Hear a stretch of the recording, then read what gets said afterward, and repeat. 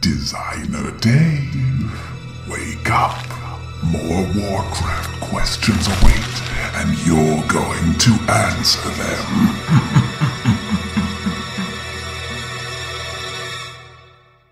Oh, God. Not again. You know, this was originally supposed to be just a two-part series. There's only so many questions about Warcraft that you can ask. All right. Let's do this.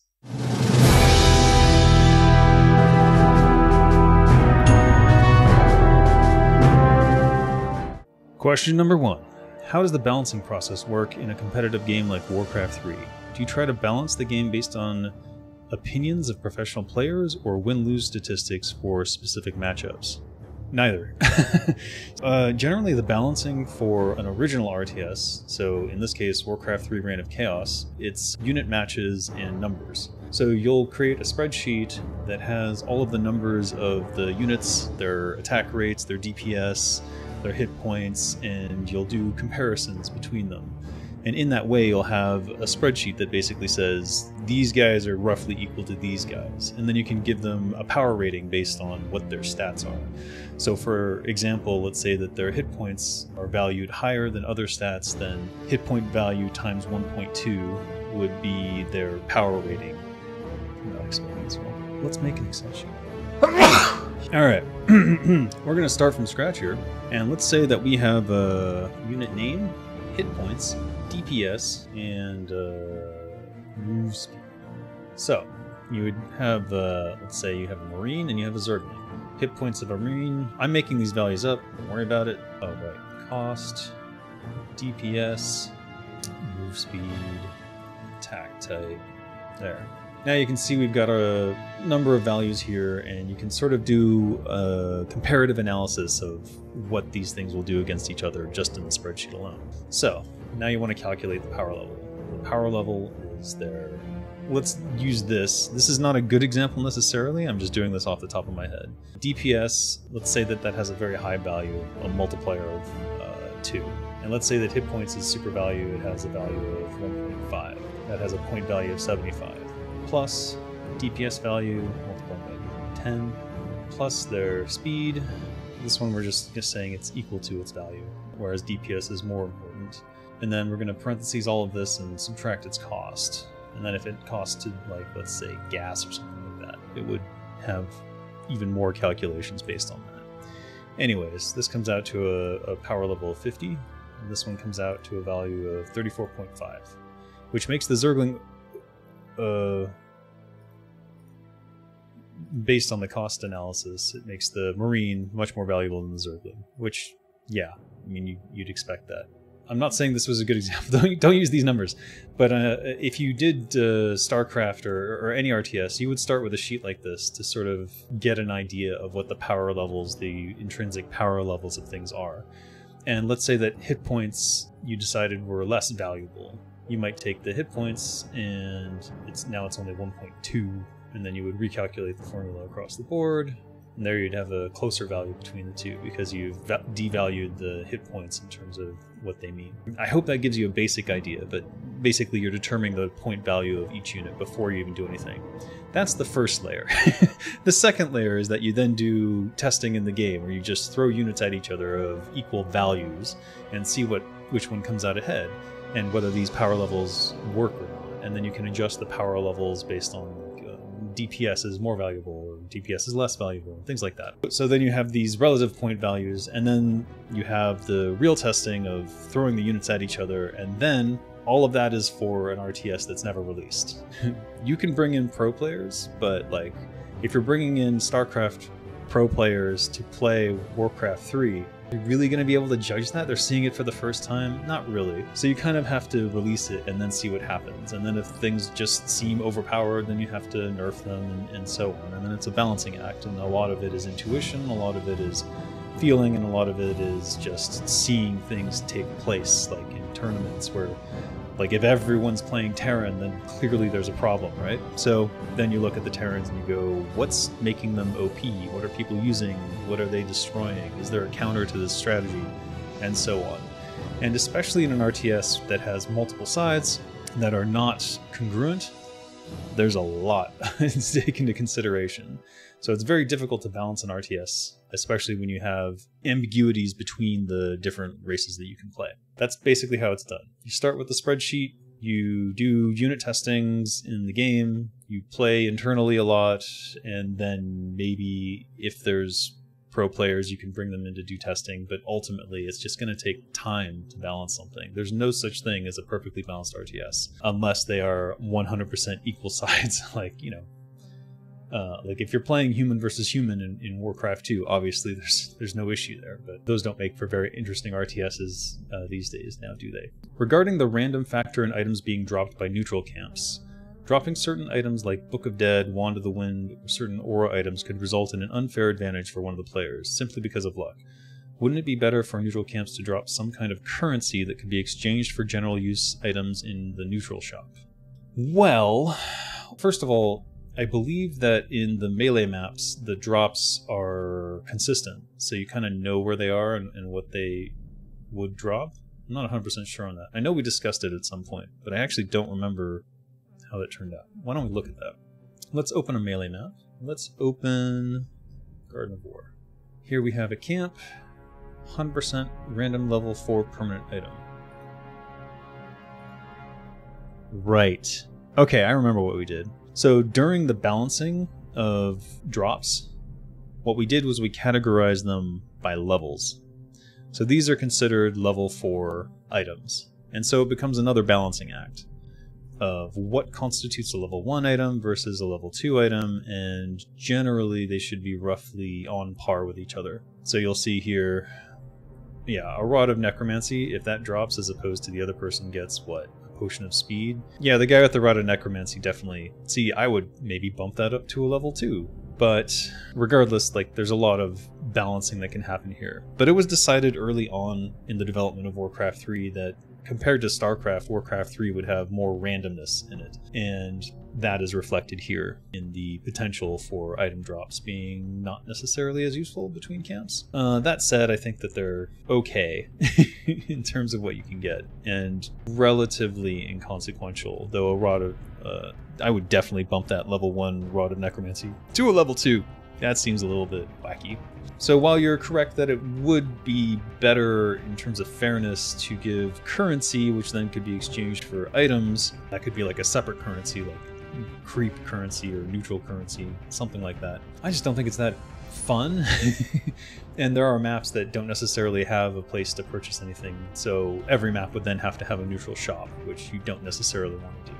It would be more fair but more limiting, and I think that the random factor in Warcraft 3 is something that people generally accept, like the randomness of crits and things, which all were discussed. We had discussed at some point, like a long list of things that could potentially be removed to make it more fair and balanced, unlike Fox News. Warcraft 3 is known for many micro-intensive mechanics, performing surrounds on enemy units to prevent them from escaping, focus firing with ranged units, path blocking, often done by Night Elf players with wisps, denying your own units to prevent other players from getting XP, evading enemy projectiles by using item skills at precise timings, and many others. Were these mechanics taken into consideration already at game development stage, or was it something that was discovered by professional players? It was discovered by professional players. These mechanics were not necessarily thought of as useful or even good. For example, denying XP, definitely something that we didn't discuss or consider and did not like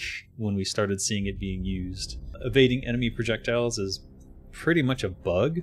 Using items and skills at precise timings, that was of course sort of expected. That's certainly something we thought about. Now in terms of surrounding enemy units, like pathing was always problematic in the game and was just sort of seen as something we accepted because it couldn't be overcome in the time that we had. There's something about pathing for games that is always problematic. Maybe it's less problematic these days, but like nav meshes and things like that, all these crazy solutions that take a lot of time, like we couldn't do those things. But if it were up to me, I would approach that element again, and I would have it such that big units could push their way through small units. And I know that's controversial because some people are like, no, this is part of the skill. And I'm like, well, then it's also part of the skill to know which units can block other units. And then it becomes a whole another level of mastery there.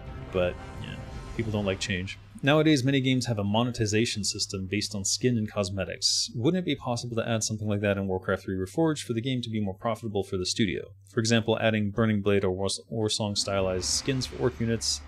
That would be cool in my opinion. Yeah, there are certainly many ways that Warcraft III Reforged could have been monetized to make a lot more money and satisfy the angry, profiteering gods of capitalism. But I don't think that's necessarily what people would want from Reforged. I would save that for Warcraft 4. I think Reforged, everything that was being planned for it was quite cool, and I think everyone would have loved it. It would have been in the same vein as when Warcraft 3 released what games were at that time, which is that they were completed products that you played and enjoyed and created with for years to come without having to do additional monetization or anything like that. If anything, I would say that customized skins would be something you would earn through playing the game. And let's say that you finish the Orc campaign, you get a custom skin. Maybe multiplayer stuff could give you skins, and playing a certain amount of matches could give you skins. Like, those are the sorts of things that back in the day that we would do, that we've sort of lost now in this age of monetization where everything has to be monetized, that I hate. Was there something in Warcraft 3 story that surprised you, shocked you, made you angry, or you agreed fully with? How was the developer's reaction to the character's story, like Arthas' fall? We all enjoyed the storyline, generally speaking. Was not totally happy with the ending. It was kind of a bit of a Deus Ex Machina with the, blow a horn and the Night Elf spirits jizz on Archimonde. But yeah, my favorite moment, of course, is Arthas' fall. That's something that really spoke to me. It's this journey from good to evil, effectively, but really it's the steps along the way and how someone can go one step at a time towards thinking they're doing the right thing when they're actually on a dark path, and then by the time they recognize it, it's too late. Though I wish Arthas had struggled a little more, just a little bit more struggle with like some of the things he was doing. Because he was very much self-righteous the entire way through, and people blame that on the Lich King and whatever, but I think it might have been more interesting to sort of showcase how he did question it, but that doesn't make for a very conducive thing for every match is a fight kind of game like Warcraft 3. Did the campaign design start during alpha beta test or other time period? Did the old models, units, characters, designs have any impact on the current design of those campaign levels? So it's difficult for me to answer the second part of the question, but I can tell you the first part of the question. The campaign design basically didn't start really until we were fully on the This is War 3 boat, which is to say that we had determined the direction, that it was more RTS focused than RPG focused, and we sort of had all the main characters in mind, with a couple exceptions. I'm sure the old models and units were used or reused for the most part. The only one that I can really think of that didn't make it through was the Orc Chieftain model, the guy on the wolf. I think that got repurposed or set aside. In By Demons Be Driven, Mannoroth's Earthquake ability was changed to Finger of Death. Was Mannoroth originally intended to be a final boss, but instead he ended up only appearing in the cinematic? I do remember the talks about what this mission would be, and Mannoroth was definitely intended to be a boss that you would fight. But because the cinematic featured the characters defeating him, it was sort of decided that no. And there was even plans to have the canyon in the back of that mission, but that didn't work out. So let's open By Demons Be Driven, actually. Let's see this. Yeah, see, the plan was to have the canyon somewhere in this map, and I guess I didn't know about it. But you see how it's all canyon-like, and I put a lot of canyon stuff, and like these are supposed to look like canyons, but I didn't quite make the canyon that was supposed to be part of a backdrop, because I figured you just wouldn't see it during gameplay. But now that I'm looking at it here, where you defeat Grom Hellscream, I definitely could have done it. Definitely could have built a canyon out here, and that just make it inaccessible with like, I don't know, something, but something you can view. Oh well. I guess that's one of those things that I would have changed if I had thought about it more, but I didn't even know what the cinematic was when I was making the map. I just knew that it took place in a canyon, and that they defeat Mannoroth, and therefore you can't defeat Mannoroth in the map. But yeah, originally you were going to fight him. I think that was an early idea, was that you're going to fight him, but it was not written as such by Metzen. Therefore, it was never part of the campaign plan, and I guess we just didn't put the canyon into the map. We must face Mannoroth in the canyon. Oh well. Did they do it in Reforged? I don't actually know. In the last mission of Reign of Chaos, if Tyrande casts her scout ability before the human base is destroyed, Archimonde would summon a dark portal at the location of the Owl Scout, and he casts other spells when player attacks him. However, if player attacks Archimonde after losing the human and orc bases, he would only attack without casting the spells. Why? Is a bug. Is a bug in the AI. I remember something about that, but I don't know specifically what the bug was or why he behaved that way. But yeah, early on you can distract him, and later on I guess they turn it off. They turn off his ability to cast spells because of that. And unfortunately opening the map wouldn't help because the problem is it's in an AI script, I believe. Actually, you know what? Let's open it up anyways and take a look. This map is chunking. Okay. There's a couple trigger safeties here that I'm seeing. Basically, if he's being kited, or if it's over, basically, so he does moves and then attack moves. So it seems like there's still ways to F with him. But that would be why he would stop casting, because he's being ordered to move.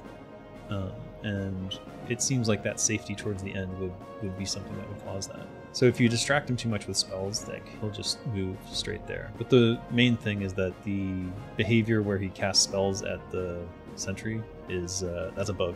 He doesn't have an AI script, but I don't see enough triggers for Archimonde's behavior here. So that's kind of weird. Yeah, that's just a bug.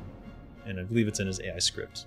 But I can't find his AI script or what AI script they used, so it may be a custom AI script. I don't know whose map this even was, but hopefully they can answer that question. There were players who used Goblin Land Mines to kill Archimonde. Does it prove that the damage from landmines is pure damage which could not be reduced by Divine Armor type? Yes, the Goblin Land Mines are pure damage. They are effectively true damage. And you can see that if you look in the unit editor. There they are. How do Goblin Land Mines work? I don't actually know. Oh, I wish I had a search function. I wonder how much time was lost when making our campaign maps just to trying to find things that we didn't remember. It's just a great example of that, where I can't figure out how Goblin Land works. There it is.